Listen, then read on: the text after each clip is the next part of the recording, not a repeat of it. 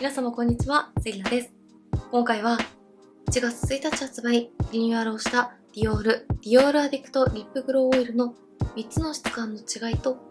人気のマキシマイザー、リップグローバターとの質感の違いを比較しながらご紹介していきます。こちらのチャンネルではメイクアップアーティストとメイク講師、そしてラピス認定16タイプパーソナルカラーコスメアドバイザーとアナリストの資格を持つ私がパーソナルカラーを交えた新作デパコスのレビューや似合うアイテムの幅をさらに広げるパーソナルカラーを使いこなすメイク提案をしていきます。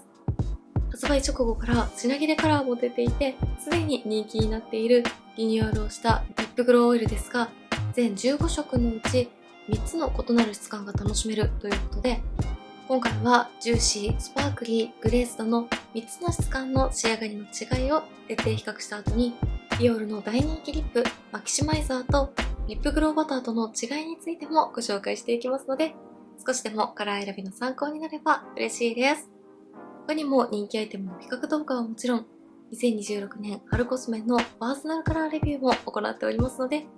気になった方はぜひチャンネル登録して動画もチェックしていただけたら嬉しいです。それでは早速始めていきます。ディオールアディクトリップグローオイル。みずみずしいジューシーな潤いとピタリと唇にフィットし、長時間続く厚膜ぷっくり感。唇の pH に合わせて自分だけの血色感を叶え、甘く弾けるようにきらめくスパークリー。発色とツヤが溶け合うグレースド。フレッシュなみずみずしさが溢れるジューシーの異なるニュアンスを持つ3つの新フィニッシュで、キャンディーのように甘くカラフルに。今回ご紹介するのは、フレッシュなみずみずしさが溢れるジューシータイプから001ピンク。甘く弾けるようにきらめくスパークリータイプから085カップケーキ。086ミンティ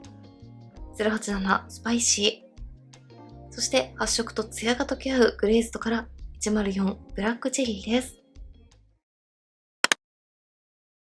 リニューアル前はみずみずしいツヤ感のジューシータイプのみの販売でしたが、今回のリニューアルでジューシーに加え高発色なグレーズドとラメがきらめくスパークリーが加わって3つの質感全15色での販売となりました。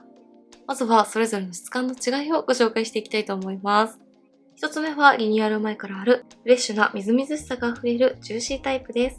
カラーは001のピンクです。適度な膜感と粘度があり、唇をしっかり覆いながら保湿してくれるようなテクスチャーです。ジューシータイプの001ピンク。唇の上に乗せるとこんな感じです。透け感のあるクリアなピンクですが、唇の上に乗せると pH に反応して、私は結構しっかりピンクカラーを楽しむことができました。程よい厚みがあるオイルなので、唇に馴染みすぎなくて、ぷっくりとした立体感と光を反射するツヤ感を楽しめます。程よい透け感があって、パールやラメも入っていないので、ジューシータイプはいろいろな方に使いやすいんじゃないかなと思います。プレゼントでも選びやすそうです。テクスチャーはベタベタしすぎないけれど、程よい厚みと粘度があるので、内側からしっかり保湿しつつも、表面もきちんと覆ってくれるような安心感があります。強いプランプ効果はないですが、ほんのり清涼感はあります。香りはバニラとミントを合わせたような結構甘めの香りがしっかりめにします。ティッシュオフをすると、粘度があるタイプのオイルの中では色移りは比較的ナチュラルです。ただティッシュオフ後の唇はこんな感じでかなり色味は抑えられます。続いて3つの質感の中でも特に人気色が多い甘く弾けるようにきらめくスパークリータイプをご紹介していきます。まずは085カップケーキです。こちらのカラーは公式オンラインでもすぐに品切れしていてかなり人気が高そうです。085カップケーキ、唇の上に乗せるとこんな感じです。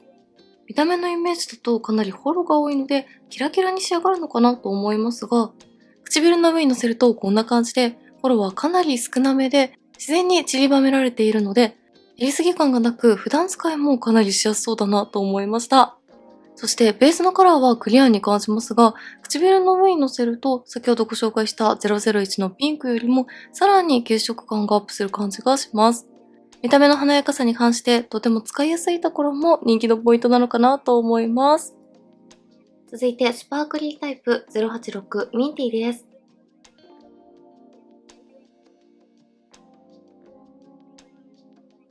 086ミンティー。唇の上に乗せるとこんな感じです。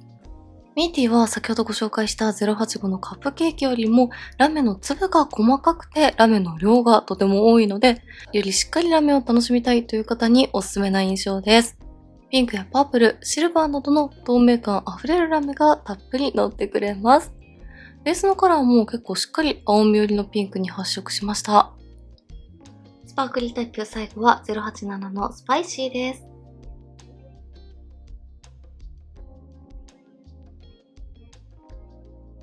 087スパイシー。唇の上に乗せるとこんな感じです。こちらはラメの粒は先ほどご紹介したミンティーと同じくらいの大きさで、ラメの量は085のカップケーキと同じくらい少量なので、今回ご紹介しているスパークリータイプ3色の中で一番ラメの印象が控えめです。程よい深みと透け感を両立していて大人っぽい印象に仕上げてくれます。こちらは比較的見たままのイメージで発色が楽しめるんじゃないかなと思います。スパークリータイプの中でもカラーによってラメの粒の大きさとラメの量が異なるので、カラーはもちろんですがラメの違いでも選びやすいのかなと思いました。最後は発色とツヤが溶け合うグレースドタイプです。104ブラックチェリーをご紹介していきます。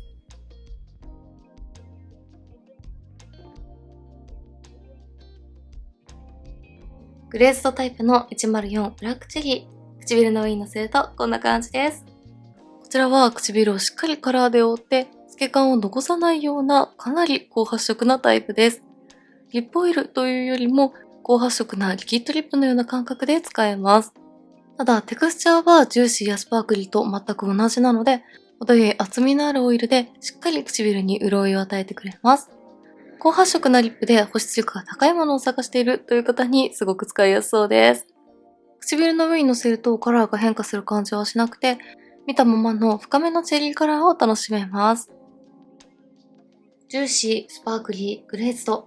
3つの質感を比較するとこんな感じです。スパークリーはそれぞれラメの大きさやラメの量が異なるので、カラーによってはジューシーに近いイメージに仕上がるものもありますが、やはり比較をするとジューシーの方が透け感があってみずみずしい印象。スパークリーの方がベースのカラーもしっかり発色しつつ、ラメのきらめきも楽しめるような違いがあります。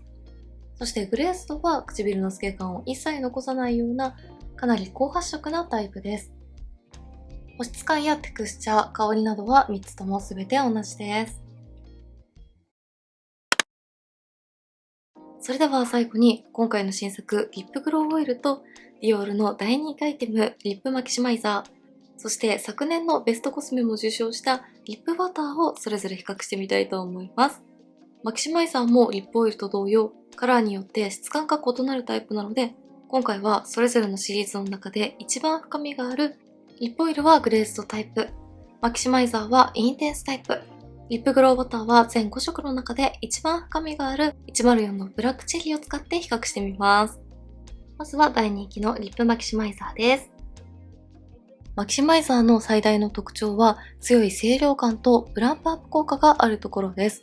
唇がぷっくりとプランプアップします。続いてリップグローバターです。リップグローバターはみずみずしくて軽やかな塗り心地が一番の特徴です。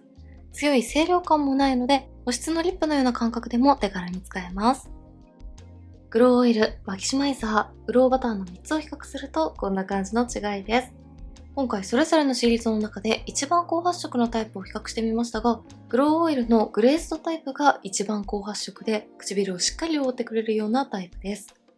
続いてマキシマイザーは強いプランプ効果があるので、3つの中で一番立体的なぷっくり感を楽しめました。そしてリップグローバターは一番透け感があってナチュラルな仕上がりです。